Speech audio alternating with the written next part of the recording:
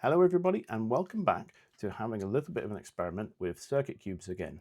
So based on feedback in the comments from my last video, we've all decided that I definitely need to have traction bands on the wheels in order to get a better test. So I've gone ahead and bought some, but rather than paying £2 each for a band off of Bricklink, I've got some cheap and cheerful ones off of Amazon instead. These are a 29mm outside diameter and a 1.5mm thickness. So these are going to be pretty much spot on for what I need, and they're black rather than bright red, so they look better too.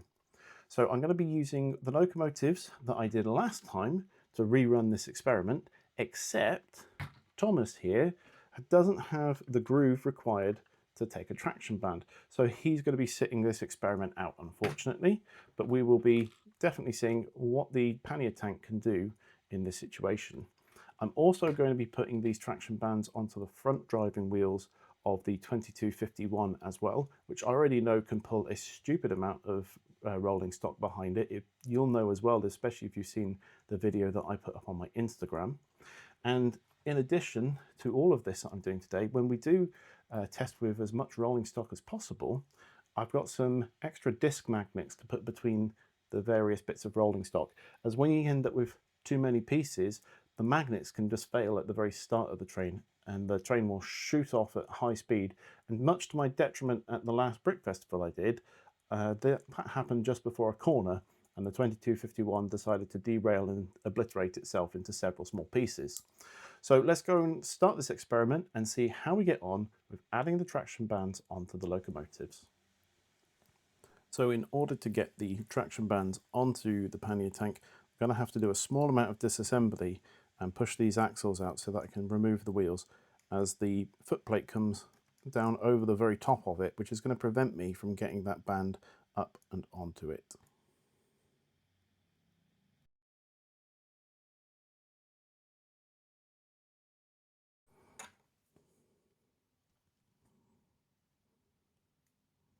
And there we go. Not too tight. They're a perfect fit for these wheels. And there we go. The pannier tank now has each flange wheel with traction bands on. So let's see how much of a difference that makes to the pulling capacity of the locomotive. So we're on to individual 1 kilogram weights again. Last time we weren't able to pull the 2 kilograms, but as you can see this time there is no problem whatsoever. At 3 kilograms we've got no issues either and barely any stuttering. At 4 kilograms the magnet is finally not strong enough, and I have to add a small disc magnet in between the couplings in order to be able to continue. But once that is in place, we have no issues pulling those 4 kilograms, although we are noticeably slower this time. So we try 5 kilograms, and that's no problem either. Quite shockingly, we're actually making a lot more progress with those traction bands. Finally, we're giving it 6 kilograms, and at this point, although we get some movement, it does eventually fail to keep on moving forwards. So if I move backwards a little bit here and then try and go forwards again, you can see the motor has locked up, and yeah, that's it. 5 kilograms is its max. Okay, I think the results speak for themselves on that one. You guys were right. So let's see next, if we put these bands onto my 2251, how much more that one's able to pull. Now, whilst I have the wheels off for this loco, it's probably a good opportunity to answer the question that a lot of people had, and that's where the motors are. So the first motor is at the front of the tender, and you can see that has some medium-sized wheels. These are 3D printed, and these do have bands on. These again are cheap O-rings that I bought online, and I modeled the wheels to allow those to sit in nicely.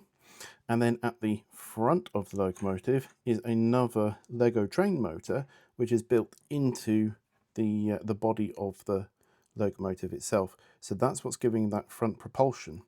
And don't forget, because the con rods are added as well, that also means that these rear wheels are driven too. So they are going to contribute to the pulling factor that we get. So having the traction bands on those and the front ones, I think are going to make quite a big difference to the way that the loco runs. We're going to start with the 4 kilograms straight off the bat And this is what defeated us last time with the 2251. No problems this time though, a nice smooth acceleration. So we're going to up to that 5 kilogram amount, and we're going to start to see that we can get moving. But just as the train starts to go off the frame, we get a judder and then another judder. And I think what we're happening is we're starting to see the overcurrent limit of the Lego hub to actually kick in, and it's really pronounced here. The hub's overheating, it keeps hitting that overcurrent limit, basically stressing it far more than it's capable of handling. So we've definitely proven that the traction bands help a lot with the traction that the locomotives are getting, the amount that they can then pull. It doesn't seem to have affected or helped the 2251 quite so much, but I think that's because it had quite a big tractive effort anyway, having the two motors. But what was interesting was seeing that stuttering going on, which I am pretty sure is the draw of the amperage from the battery is exceeding what the speed controllers in the hub can actually manage. So they're just cutting off from an over draw of the amperage that's there. So although we've got that extra torque, and I think that given enough chance it would get going, the actual electronics can't handle it. So I guess the only other option that you'd have past that point is to change out the hub for something which can handle a higher amp draw on the speed controller. So you're probably looking at getting something more from RC, kind of RC cars or other RC electronics, like bespoke to doing custom stuff rather than just using the hubs, which is tempting to play with. So maybe in the future that could be something to try and play around with. But what is definitely sure is that we didn't see any major wheel slips happening from any of the locomotives in those tests. So is it worth putting the traction bands onto the locomotives? Definitely. Now what we need to do is, we've put weight on the back, but let's get an idea of actually how much we can pull behind the locomotives, and then we'll go from there and see what our conclusions will be. Okay, it is time for us to test the pulling power of these locomotives. I've got my trains, I've got a lot of different pieces of stock, and if that's not enough, I've got more upstairs. I've taken over my front room and laid out a basic oval with 104 radius curves, because that is the largest that I have. And we're about to start testing. What we're going to do is I'm going to go grab the 5700. We're going to start with that one. I'm going to put a rake behind it, which I would expect it to be able to pull based on what it's pulled in the past. And once it starts to fail, we'll then swap to the 2251 and see how that one does. So here is our first full test train, and we have the 5700 with 5 passenger wagons behind it. We'll see, can it pull it? I mean, it's going to, because I've pulled at least this much with it in the past. So here we go. And absolutely no problems pulling that load. Next, we're going to add 3 container wagons on. And let's see how it does with these added to the back. Still no problems. The Lego wagons are so lightweight, it's not an issue. Next, we're going to add some lightweight open wagons that I built a while back. These, again, they're very lightweight like the Lego ones, so let's see how it does with these added.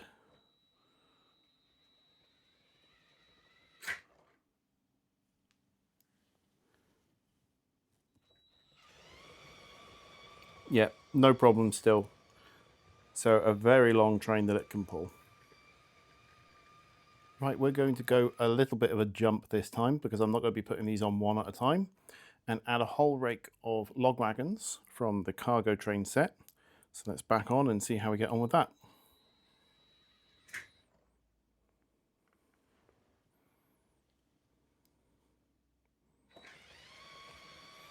Still able to pull with no problems whatsoever, and I'm pretty sure it's at the same speed as well. So next I'm adding my 12-ton Great Western vans that I've just recently built. These at the back here have actually got bearings fitted to them, so they are very swooshable and easy to move. This one here does not have a bearings set fitted to its wheels, so it's going to give a little bit more of a challenge. We're going to hook them all up in one go, and we're going to see What gives first? Are we going to have a coupling finally go, or is the train going to give up the ghost?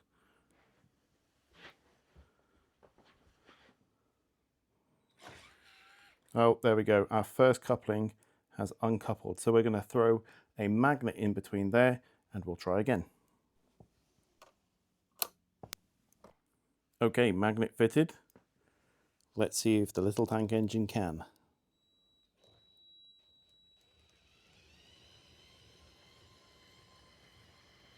Well, now that's just ridiculous. It's managing to pull all that weight, and still the speed is about the same as what we started off with. And that's even with those heavier mock wagons at the back as well. Okay, we're going to be super unfriendly to it again and add a whole rake of Great Western open 5-plank wagons to the back of it. None of these have got bearings on, so they are going to add quite a bit more resistance to the train. So will we break another coupling? We'll have to wait and see. Oh, and let me know in the comments, do you know why Great Western sometimes had light and dark grey wagons? Let me know in the comments below. Let's back this train up and see if it can pull.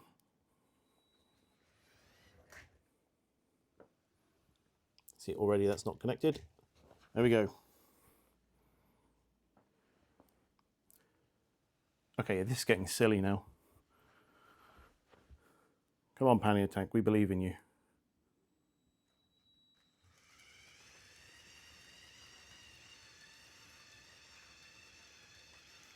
Well, I'm definitely never going to have any problem with this shunting the number of wagons that I want it to shunt, am I? It doesn't sound very healthy though. I think we're approaching its limit.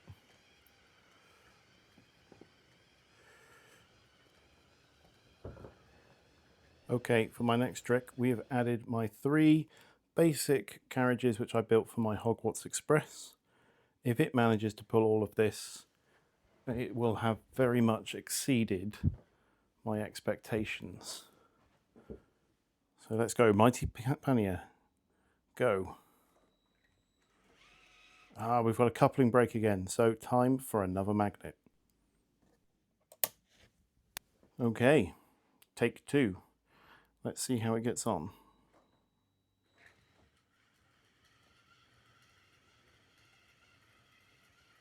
What? How? How? It sounds like the gears are not happy how they're meshing, but this little pannier is still tanking this entire train.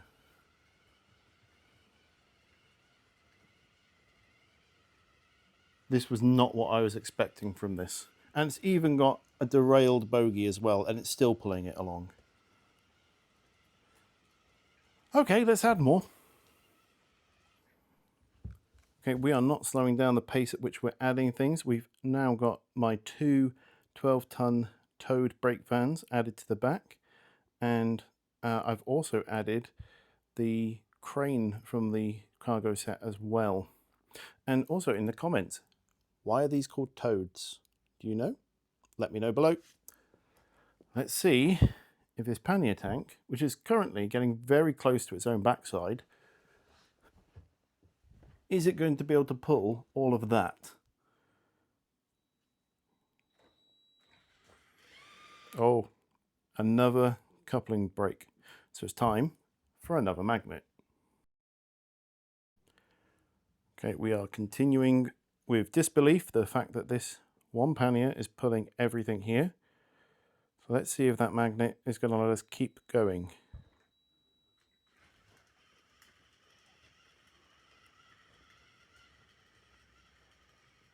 This is beyond ridiculous.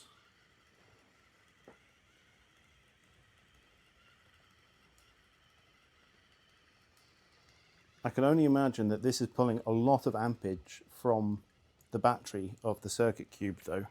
So I don't think you'd get a very good sustained run out of it. But geez. Okay, well, let's find my heaviest coaches and put those on. So this is one of my Great Western 60-foot suburban coaches. It's one of the heaviest models that I have. It has bearings on all the bogies, So it runs super smooth. But is that weight going to be enough to stop the pannier from being able to move? And we should mention the pannier is very close to its own tail now.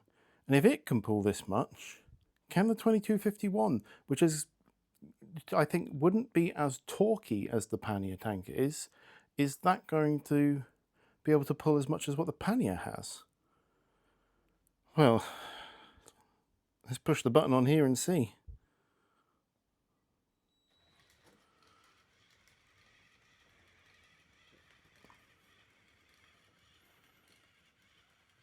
God damn it, we're going to need more track at this rate. So I've added another coach onto the back.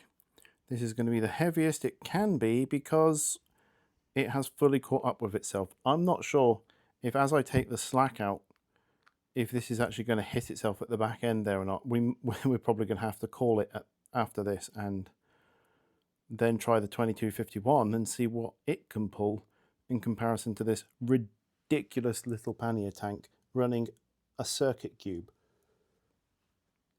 Well, here we go.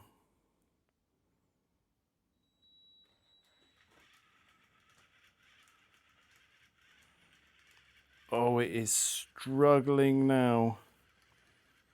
I get the feeling that if I had the room for that last coach, it would not make it.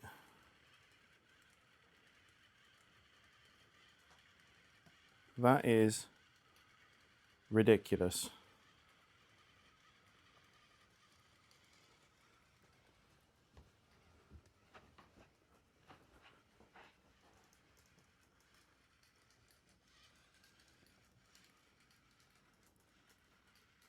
What the heck?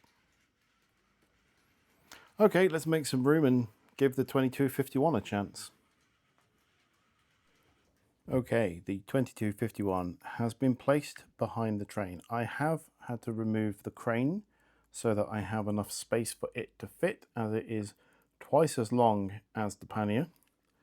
Now the real question here is, with this being, I think, not as much torque behind it, but with dual motors, will it still be able to achieve as impressive of a performance as what the Pannier has, or are we going to hit that amp limit again on the hub, which I think was 800 milliamps is its max draw?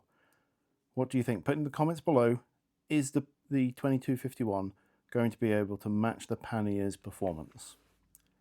And now, let's see.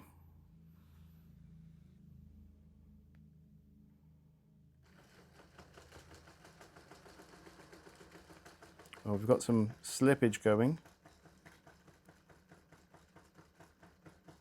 But no.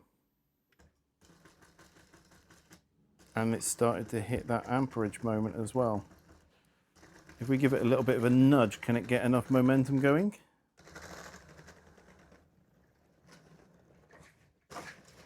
No, even giving it a bit of a nudge.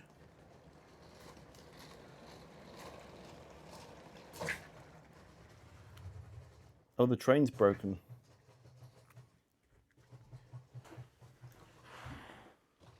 Well, now it becomes a question of how much can it pull? So I've removed the two heaviest coaches from the rear, and we'll see whether or not we can get moving with this.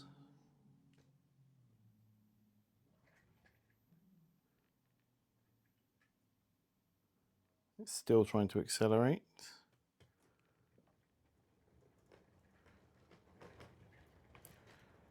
Well, to be fair to it, it wasn't much that was holding it back.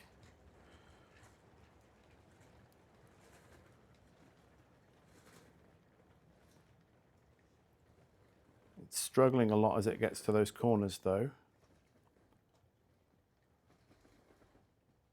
And I can hear the rear wheels on the tender are slipping quite a bit. So, oh, it's just stalled out.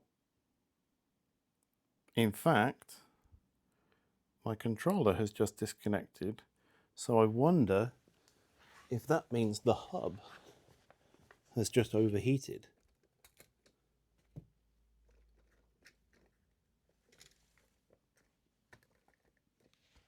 I don't know. The batteries are quite cool, but the hub is quite warm. Should we get it to reconnect? There we go. We'll leave the top off so it can dissipate some heat.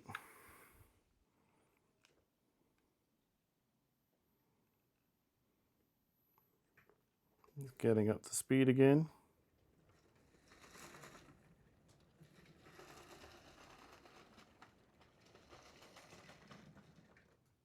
And it's died again. I don't think that this hub can deal with the ampage that's required to pull all of this. Well, that really wasn't the result that I was expecting. I thought that this 2251 was going to absolutely trounce the little Pannier tank, but apparently I was very wrong. I guess that small motor and small battery, while quite weedy in comparison, that 1-to-1 gear ratio is giving it a hell of a lot of torque. And adding those traction bands has just made such a huge difference to it as well. I am shocked. But I'm safe in the knowledge as well now that it can shunt whatever the heck I put in front of it. So that's pretty good to know. So what did you think was going to happen? Let me know in the comments below. That's all I've got for you for this video. So if you've enjoyed it, please don't forget to subscribe. We've just passed 1,600 subscribers. I'd really love to see if we could get to 2,000. And I'll have another video for you next time where I'm going to try a little bit more of unconventional electronics into some of these trains to see if we can get that extra little bit of power that's needed to make it so that we can pull whatever we want. Until then, I'll see you next time. Bye.